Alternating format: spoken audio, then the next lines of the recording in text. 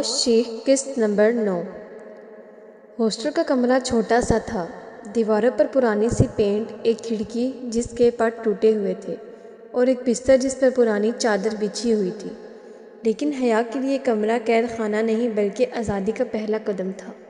اس نے بیگ ایک طرف رکھا اور کھڑکی سے جھانک کر آسمان کی طرف دیکھا۔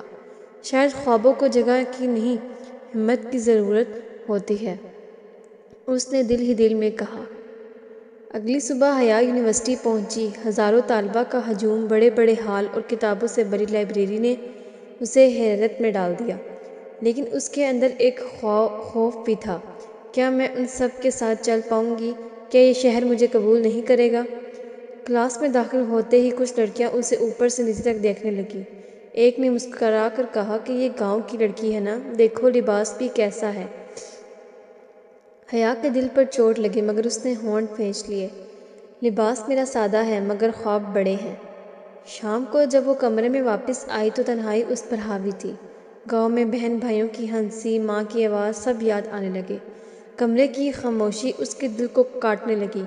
وہ بستر پر بیٹھی رونے لگی، آنسو ٹپ ٹپ گرتے رہے، لیکن پھر اچانک اس نے آئینے میں اپنی آنکھوں کو دیکھا۔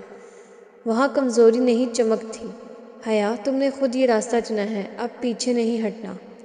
یونیورسٹی کے تیسرے دن ایک پروفیسر نے کلاس میں کہا، ہمیں اپنی تحقیق کے لیے ایک گروپ پروجیکٹ بنانا ہے۔ سب لڑکیاں اور لڑکے گروپس میں تقسیم ہونے لگے مگر حیا اکیلی کھڑی رہی۔ کسی نے اسے ساتھ لینے کی کوشش نہ کی۔ اسی لمحے پروفیسر نے پوچھا، تم اکیلی کیوں ہو؟ حیا نے دھیرے سے کہا، سر اگر کوئی ساتھ نہ دے تو کیا میں اکیلے کام کر سکتی ہوں؟ پروفیسر نے چند لمحے اس کی آنکھوں میں دیکھا اور کہا، ہمت والے ہمیشہ اکیلے چلتے ہیں، ہاں تم کر سکتی ہو۔ یہ جملہ حیا کے لیے روشنی کا پہلا چراغ بن گیا۔ رات کے اندھیرے میں جب سب سو گئے، حیا میز پر جھک کر کتابوں میں ڈوبی ہوئی تھی۔ اس کی آنکھوں میں نیند نہیں، عزم تھا۔ اس کے کانوں میں ماں کی دعا گونج رہی تھی، ہم بس تیرا خواب ہیں اور تو ہماری امید ہے۔ حیا نے کتاب بند کی اور مسکرا کر کہا، تنہائی میرا دشمن نہیں، میرا استاد ہے۔ قسط نمبر 10۔ حیا کئی دنوں سے اکیلے پروجیکٹ پر کام کر رہی تھی۔ باقی طالبہ ہنسی مذاق میں وقت گزارتے، گروپس میں اکٹھے ہوتے، لیکن حیا لائبریری کے ایک کونے میں بیٹھی کتابوں اور کاغذوں میں ڈوبی رہتی۔ کبھی کبھی اسے خود پر ترس بھی آتا، کاش کوئی ساتھ ہوتا تو آسانی ہو جاتی، لیکن پھر وہ خود کو سنبھالتی، یہ اکیلا پن ہی میرا امتحان ہے۔ آخر وہ دن آ گیا جب سب کو اپنی ریسرچ کلاس کے سامنے پیش کرنی تھی۔ اسٹیج پر ایک ایک گروپ آ رہا تھا، رنگین سلائیڈز اور بڑے بڑے الفاظ کے ساتھ۔ سب نے مل جل کر تیاری کی تھی، لیکن جب حیا کا نام پکارا گیا تو پورے ہال میں سرگوشیاں شروع کی۔ یہ اکیلی ہے، یہ کر لے گی، مزہ آئے گا، ابھی پتہ چل جائے گا۔ حیا دل ہی دل میں گھبرا گئی، مگر پروفیسر کی آواز گونجی، یاد رکھو اصل ہمت وہی ہے جو ڈر کے باوجود قدم آگے بڑھائے۔ یہ الفاظ سن کر حیا نے کانپتے ہاتھوں کے ساتھ سلائیڈ کھولی اور بولنا شروع کر دیا۔ پہلے چند جملے بولنا مشکل لگ رہا تھا، لیکن جیسے ہی اس نے اپنی تحقیق کے نکات بیان کیے، اس کی آواز مضبوط ہو گئی۔ اس نے سادہ الفاظ میں دل سے بات کی، میری تحقیق صرف کاغذی نہیں، یہ میری زندگی کا حصہ ہے۔ میں نے خود غربت اور رکاوٹوں کو جھیلا ہے، اس لیے یہ مضمون میرے لیے کتابوں کا نہیں، حقیقت کا ہے۔ ہال میں خاموشی چھا گئی۔ وہ لڑکیاں جو پہلے مسکرا رہی تھیں اب سنجیدہ ہو کر سننے لگیں۔ پریزنٹیشن کے آخر میں پورے ہال میں تالیوں کی گونج تھی۔ پروفیسر کی آنکھوں میں فخر تھا، ویل ڈن حیا، تم نے سب کو دکھا دیا کہ خواب دیکھنے والے کبھی اکیلے نہیں ہوتے، ان کے ساتھ اللہ ہوتا ہے۔ اگلے دن یونیورسٹی کے نوٹس بورڈ پر اعلان چسپاں ہوا، بہترین پروجیکٹ کا انعام حیا بنت اکرم۔ حیا نے وہ کاغذ دیکھا تو اس کی آنکھوں میں آنسو آ گئے۔ یہ آنسو کمزوری کے نہیں، خوشی اور شکر کے تھے۔ رات کو اس نے ماں کو فون کیا، امی آپ کی بیٹی کامیاب ہو گئی۔ فون کی دوسری طرف خاموشی کے بعد ماں کی روتی ہوئی آواز آئی، اللہ تیرا حامی و ناصر ہو حیا۔ اس دن حیا نے جان لیا کہ محنت کبھی ضائع نہیں جاتی۔ اس کے خوابوں میں اب نئی روشنی جاگ اٹھی تھی۔ کھڑکی سے باہر دیکھتے ہوئے وہ دھیرے سے بولی، اندھیروں کے بعد ہمیشہ روشنی آتی ہے اور یہ روشنی امید کی کرن ہے۔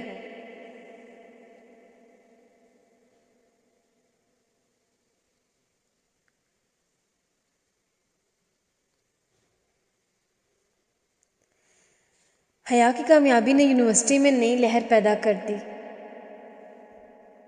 قسط نمبر 11۔ وہ لڑکیاں جو پہلے اسے کمزور سمجھتی تھی اب اس سے مشورہ لینے لگی۔ کچھ اس کی محنت سے متاثر ہوئی اور کچھ کے دل میں حسد کی آگ بھڑکنے لگی، لیکن حیا کو احساس تھا کہ یہ کامیابی صرف شروعات ہے، اصل سفر ابھی باقی ہے۔ ایک دن پروفیسر نے کلاس کے بعد حیا کو بلایا۔ حیا، اگلے مہینے خواتین کی تعلیم پر سیمینار ہو رہا ہے، ہم چاہتے ہیں کہ تم بطور اسپیکر وہاں بات کرو۔ حیا چونک گئی۔ میں؟ پروفیسر، میں ابھی اتنی بڑی ذمہ داری کیسے نبھا سکتی ہوں؟ پروفیسر مسکرائے۔ یہی تو وقت ہے بیٹی، تمہارے لفظ کئی اور لڑکیوں کی ہمت بنیں گے۔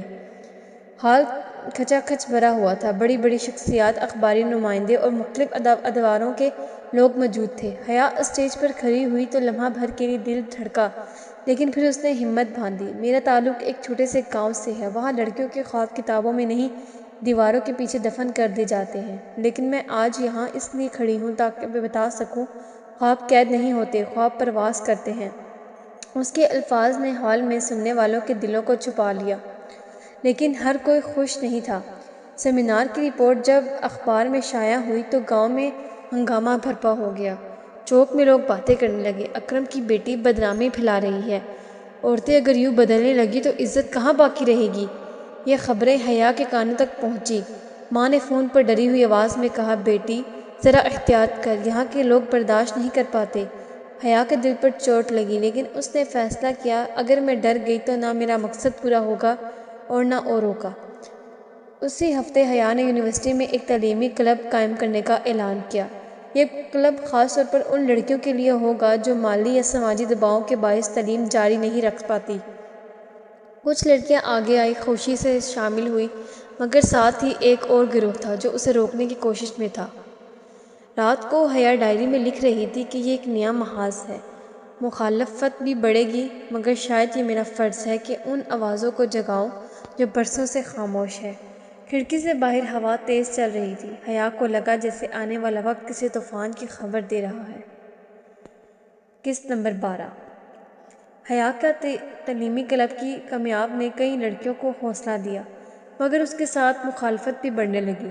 گاؤں میں مولوی صاحب کے خطبوں میں اس کے لیے نام لیے بغیر عورتوں کی بغاوت کی ذمامت کی جانے لگی۔ چوک پر بیٹھے کچھ لوگ کہتے کہ لڑکی خاندان کی عزت خاک میں ملا دے گی، کل کو ہماری بیٹیاں بھی تعلیم مانگنے لگیں گی۔ حیا کا باپ سخت پریشان ہو گیا۔ محلے کے کچھ لوگ اس کے گھر آ کر کہنے لگے، بیٹی اپنی بیٹی کو سمجھا لو ورنہ ہم سب تمہیں اکیلا چھوڑ دیں گے۔ اکرم کے دل میں ایک طرف باپ کا پیار تھا، دوسری طرف معاشرے کا دباؤ۔ اسی دوران کچھ لوگوں نے خفیہ منصوبہ بنایا، حیا کو بدنام کرنے کی کوشش کی گئی۔ ایک دن یونیورسٹی کے باہر چند لڑکوں نے اس پر جھوٹے الزام لگائے اور سوشل میڈیا پر تصویر ایڈٹ کر کر پھیلائی۔ حیا کے خلاف مہم چلنے لگی۔ یونیورسٹی کے دوست دو حصوں میں بٹ گئے، کچھ نے اس کا ساتھ دیا، کچھ ڈر کے خاموش ہو گئے۔ گھر فون پر ماں رو رہی تھی، بیٹی یہ سب برداشت کرنا بہت مشکل ہے، شاید بہتر ہے کہ تم کلب بند کر دو۔ لیکن حیا نے ڈٹ کر کہا، امی اگر میں پیچھے ہٹ گئی تو یہ الزام جیت جائیں گے، میری خاموشی ہزاروں لڑکیوں کی آواز کو ختم کر دے گی، میں اب خاموش نہیں رہوں گی۔ حیا نے ہمت کر کے ان لڑکوں کے خلاف قانونی کارروائی شروع کی۔ وکیل نے کہا کہ یہ آسان نہیں ہوگا، لوگ باتیں بنائیں گے، مگر اگر تم ثابت رہو گے تو انصاف مل سکتا ہے۔ عدالت میں حیا نے اپنی گواہی دی، یہ میرا ذاتی معاملہ نہیں، یہ ہر اس لڑکی کا مقدمہ ہے جو تعلیم کے حق میں کھڑی ہونا چاہتی ہے۔ کئی دن کی سماعت کے بعد عدالت نے فیصلہ کیا، الزامات جھوٹے ہیں، تصویریں جعلی ہیں، ملوث افراد کو سزا دی جاتی ہے۔